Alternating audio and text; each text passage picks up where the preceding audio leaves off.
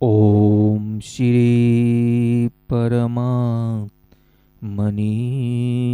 नमः। ओम श्री गुरुभ्यो नमः। परीक्षित का सुखदेव जी से प्रश्न। समीप मृत्यु हो तो मनुष्य को क्या करना चाहिए?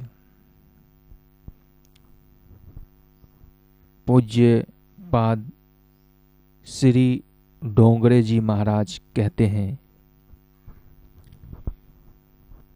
परीक्षित राजा सुखदेव जी से पूछते हैं, जिसकी मृत्यु समीप हो उसका कर्तव्य क्या है, उसे क्या करना चाहिए और क्या नहीं करना चाहिए, मनुष्य मात्र का कर्तव्य क्या है। सुखदेव जी ने कहा, तूने अच्छा प्रश्न किया है। सुन, अंत काल में बात पित्त और कफ से निर्दोष होता है।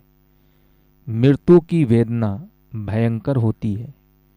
जन्म मरण के दुखों का विचार करेंगे तो पाप नहीं होगा। सो मृत्यु से डरते रहो, उसको स्मरण रखो।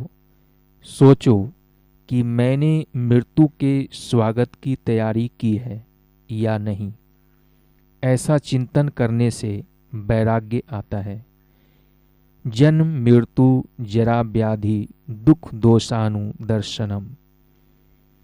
जन्म मृत्यु जरा व्याधि के दुखों का बार बार विचार करो तो वैराग्य उत्पन्न होगा और पाप छूटेंगे, वरना पाप के संस्कार जल्दी नहीं छूटते। सोचे समझे बिना विवेक वैराग्य उत्पन्न नहीं हो सकता। काल को सिर पर रखकर हमेशा ईश्वर का चिंतन करो। काल को याद रखोगे तो पाप वृत्ति का उद्भव नहीं होगा। भजन के लिए अनुकूल समय की प्रतीक्षा न करो। कोई भी क्षण भजन के लिए अनुकूल है। कोई तकलीफ न रहने पर मैं भजन करूंगा, ऐसा मानना अज्ञान है। एक मनुष्य स्नान करने के लिए समुद्र के किनारे पर गया, किंतु स्नान करने के बजाय वह वहां बैठा ही रहा। लोगों ने उससे पूछा कि क्यों इस तरह बैठा हुआ है, स्नान कब करेगा? उस मनुष्य ने कहा कि समुद्र में एक के बाद एक तरंगे उठ रही है, तरंगों के बंद होने पर स्नान करूंगा। क्या समुद्र की मौजें कभी रुकती है? मौजें कब रुकेगी और कब स्नान होगा? संसार भी एक समुद्र है, उसमें अशुभता रूपी तरंगे आती ही रहेगी। इसलिए यदि कोई कहे कि अनुकूलता होने पर भगवान का भजन करूंगा, तो वैसी अनुकूलता तो आएगी ही नहीं। जिस तरह वह मनुष्य स्नान नहीं कर सका, उसी तरह ऐसे मनुष्य ईश्वर भजन किए बिना रह जाते हैं। जीवन में चाहे मुश्किलें आए, किंतु इस लक्ष्य को मत भूलना कि मुझे परमात्मा से मिलना है, प्रभु से मुझे एक होना है। लोभी जिस तरह पैसों पर लक्ष्य रखता है, उसी तरह महापुरुष परमेश्वर पर लक्ष्य रखते हैं। भगवान ने भी गीता में कहा है, अंतकाले च मामेव स्मरण मुक्त्वा कलेवरम। गीता जी 8वें अध्याय 5वां श्लोक। अंतकाल में जो मेरा स्मरण करता हुआ देह त्याग करता है, वह मुझे पाता है। अंतकाल का अर्थ जीवन का नहीं, परंतु प्रत्येक क्षण का अंतकाल। प्रत्येक क्षण ईश्वर का चिंतन, ध्यान, स्मरण करना चाहिए। प्रत्येक क्षण को सुधारोगे तो मृत्यु भी सुधरेगी। प्रत्येक क्षण को सुधारने का अर्थ है हर क्षण ठाकुर जी को अपनी दृष्टि में रखना। लोग मानती सारा जीवन काम धंधा करेंगे, उल्टा सीधा करके धन कमाएंगे और अंतकाल में भगवान का नाम लेकर संसार पर पार कर लेंगे। यह गलत विचार है। इसलिए तो स्पष्टता की गई है कि सदा सद्भाव भावित, हमेशा जिस भाव का चिंतन करोगे उसी का अंतकाल में भी स्मरण होगा। मैंने भी आशा की है कि तस्मात् सर्वेषु कालेषु माम अनुस्मर, इसलिए सारा समय तू निरंतर मेरा स्मरण कर। यह तो सर्वविदित बात है कि जिस बात का सर्वदा चिंतन किया गया है, मृत्यु के समय भी उसी का स्मरण होता रहेगा। एक सोनार का दृष्टांत है। एक सोनार बीमारी के कारण सैया में पड़ा हुआ था। कई महीनों बाजार नहीं जा सका था। सो उसे सोना और सोने के बाजार भाव का ही विचार आता रहता था। अंतकाल आया, बुखार बढ़ता जा रहा था। डॉक्टर ने आकर बुखार नापकर कहा कि 105 डिग्री है। सोनार ने समझा कि किसी ने सोने का भाव बताया है। वह अपने पुत्र से कहने लगा कि बेच दे, बेच दे, हमने 80 के भाव में लिया था, अब 105 हुआ है तो बेच दो। ऐसा बोलते बोलते ही वह मर गया। सोनार ने सारा जीवन सोना खरीदने बेचने और सोने के विचार में ही गुजारा था। सो अंतकाल में उसे सोने का ही विचार आता रहा। धन संपत्ति की ही चिंता करने वाले को, रुपया पैसा पैदा करने वाले को अंतकाल में भी उसी का विचार आता है। धन कमाना कोई पाप नहीं, किंतु उसे कमाते समय भगवान को भुला देना पाप है। सुखदेव जी ने कहा कि हे राजन, मनुष्य की आयु इसी तरह समाप्त हो जाती है। निंद्रा और विलास में रातें गुजर जाती है और धन प्राप्ति के प्रयत्न में तथा कुटुंब के परिपालन में दिन गुजरते जाते हैं। मनुष्य का अधिकतर समय निंद्रा और अर्थोपार्जन में चला जाता है। उसका बहुत सा समय बातें करने में चला जाता है। बहुतों का समय पढ़ने में गुजरता है। बहुत पढ़ना भी अच्छा नहीं है। अति वाचन से शब्द ज्ञान तो बढ़ता है, किंतु साथ साथ अभिमान भी बढ़ता है। राजन, जो समय चला गया है उसके लिए अब मत रो, उसका विचार भी ना करो। भूतकाल की बातें ही सोचते रहने से कोई लाभ नहीं है। तुम अपने वर्तमान को सुधारो। 7 दिनों का जो यह समय मिला है उसी का सदुपयोग कर लो।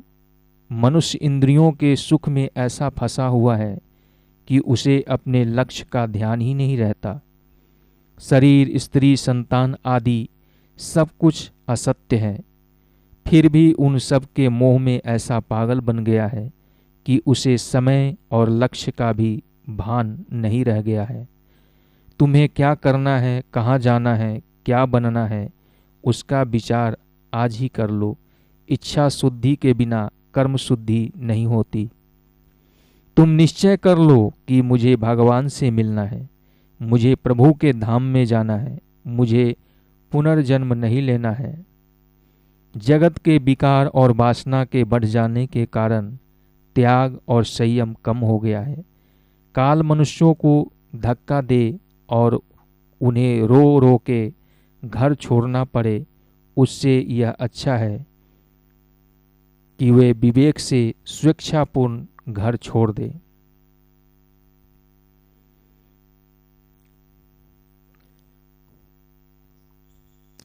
शंकर स्वामी ने कहा है, निज गृहात तूर्ण विनिगम्यताम। मानव जीवन की अंतिम परीक्षा मृत्यु है। मनुष्य की प्रति क्षण मृत्यु होती रहती है। जो प्रत्येक क्षण को सुधारता है उसकी मृत्यु सुधरती है, और जिसकी मृत्यु सुधर गई उसका जीवन भी उजागर हो जाता है। प्रभु का स्मरण प्रत्येक क्षण के अंत काल में करना चाहिए।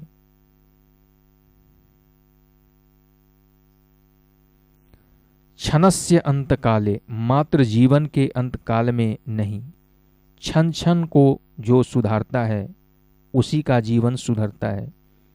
यह शरीर प्रति क्षण बदलता रहता है, अर्थात प्रति क्षण शरीर का नाश होता रहता है। अंत काल में अर्थात प्रत्येक पल के अंत में मनुष्य की मृत्यु होती रहती है। सो प्रभु का स्मरण प्रति क्षण करो। शंकराचार्य ने शंकर भाष्य में यही कहा है, अन्यथा जिसका जीवन निंद्रा, धनोपार्जन और कुटुंब के परिपालन में ही गुजर गया हो, उसे अंतकाल में वही सब कुछ याद आता रहता है। सारा जीवन जिसमें बीता हो वह अंतकाल में याद आता है। एक बूढ़ा बीमार हो गया, उसका सारा जीवन द्रव्य आदि के पीछे ही बीता।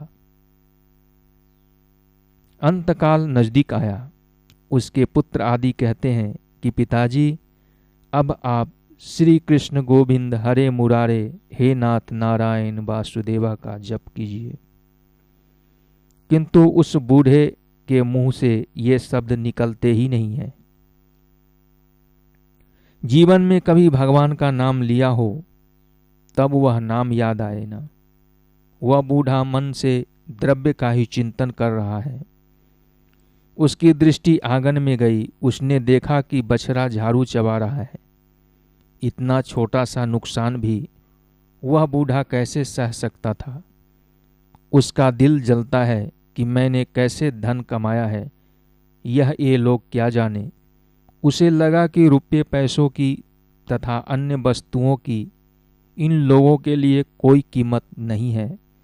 मेरे जाने के बाद ये लोग घर को लुटा ही देंगे। वह बूढ़ा कुछ स्पष्ट तो बोल सकता नहीं था, इसलिए कुछ बड़बड़ाने लगा। उसके बेटे ने सोचा कि पिताजी भगवान का नाम लेना चाहते हैं, किंतु कुछ बोल नहीं सकते। दूसरे बेटे ने सोचा कि पिताजी कभी भगवान का नाम तो लेते नहीं, सो वे कुछ मिल्कियत के बारे में कहना चाहते हैं। कुछ धन छुपा रखा होगा, उसके बारे में कुछ कहना होगा उन्हें। पुत्रों ने डॉक्टर को बुलाया, उससे विनती की कि कुछ ऐसा करो कि पिताजी 2-4 शब्द बोल सकें। डॉक्टर ने इंजेक्शन देने के लिए 1000 रुपये की फीस मांगी। पुत्रों ने सोचा कि कहीं गाड़ कर रखा हुआ धन बताएंगे, अतः 1000 रुपये खर्च कर डाले। पिता की बात सुनने को सभी आतुर थे। दवाई ने अपना काम किया, कुछ शक्ति मिली तो वह बूढ़ा बोला, सब मेरी ओर क्या देख रहे हो? वहाँ देखो, वह बछड़ा कब से झाड़ू खा रहा है। और इस तरह बछड़ा झाड़ू झाड़ू बछड़ा करते हुए बूढ़े ने देह त्याग दिया। आप देखें, ध्यान रखें कि कहीं आपकी भी ऐसी दशा न हो। यह बात हंसने के लिए नहीं, सावधान करने के लिए कही है। लक्ष्मी जी अकेली आती है तो रुलाती है, किंतु साथ में ठाकुर जी भी आवें तो सुखी करती है। लोग कहते हैं कि आने वाले काल की खबर कैसे हो सकती है, किंतु वह तो पहले से ही सावधान करके आता है। सभी को सावधान करता है, किंतु लोग मानते ही नहीं है। काल आगमन के पहले पत्र लिखता है, किंतु काल का पत्र पढ़ना कोई नहीं जानता। बाल श्वेत होने लग जाए तो मानो काल की नोटिस आ गई है। दांत गिरने लगे तो मानो कि काल की नोटिस आ पहुंची है। और सावधान बनो। दांत गिर जाते हैं तो लोग नकली दांत लगवाते हैं। दांत गिरने लग जाए तो समझ लेना चाहिए कि अब तो दूध भात खाकर प्रभु भजन करने का समय आ गया है। लेकिन लोग नकली दांत बनवाकर इसलिए लगवाते हैं कि पापड़ खाने का मजा आएगा। ऐसे कहाँ तक चलेगा? खाने से शांति तो मिलती नहीं, इसके विपरीत वासना और अधिक भड़कती ही है। मृत्यु की कई निशानियां बताई गई है। अरुंधति का तारा न दिखाई दे तो मानना चाहिए कि 1 वर्ष में मृत्यु होगी। स्वप्न में कीचड़ में शरीर धंसता हुआ दिखे तो मानो कि 9 माह में मृत्यु होगी। स्वप्न में कुम्हार के हाथी अर्थात गधे पर सवारी करने का दृश्य दिखाई दे तो मानो कि 6 मास में मृत्यु हो जाएगी। कान में उंगली डालने के बाद अंतर्ध्वनि न सुनाई दे तो समझो कि 8 दिन में मृत्यु हो जाएगी।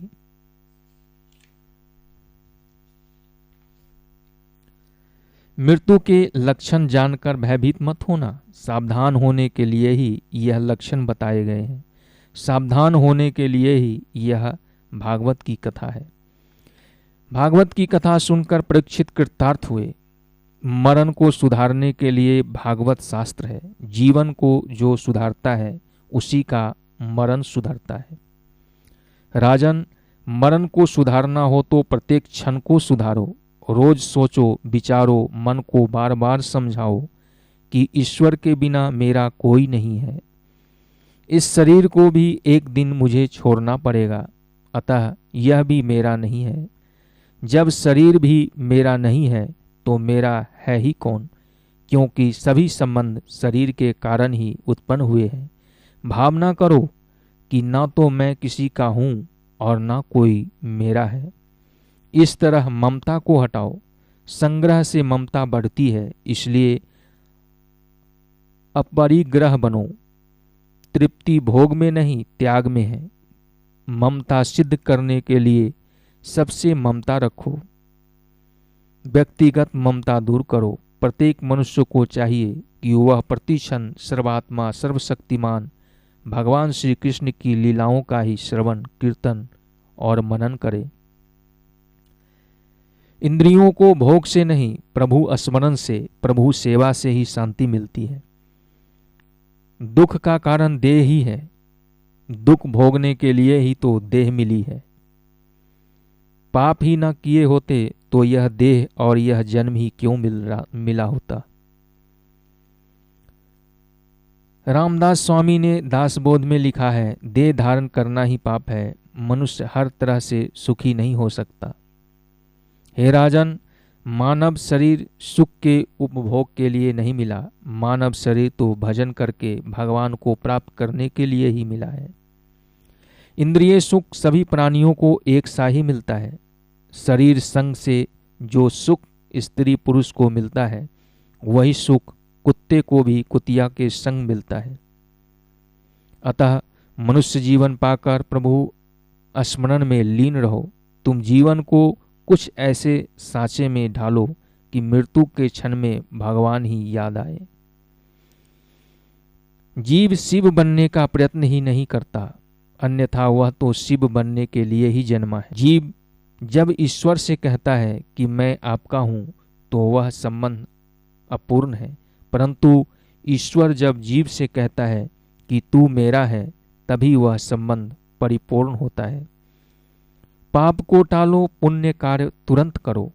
ईश्वर हमें पाप की प्रवृत्तियों से कभी नहीं जोड़ता, परंतु जन्मों के संचित संस्कार ही पाप करने के लिए प्रेरणा देती है।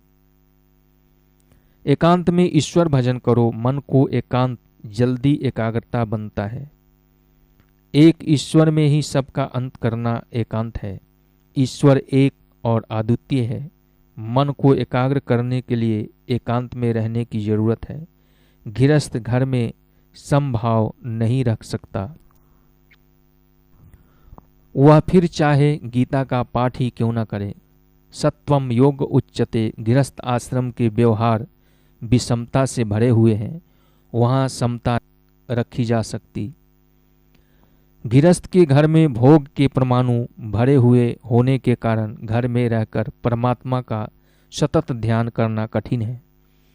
भागवत में सुखदेव जी ने स्पष्ट कहा है कि जिसकी मृत्यु समीप आ गई हो वह घर छोड़ दे। गृहात् प्रवर्जितो धीरः। धैर्य सहित घर छोड़ो।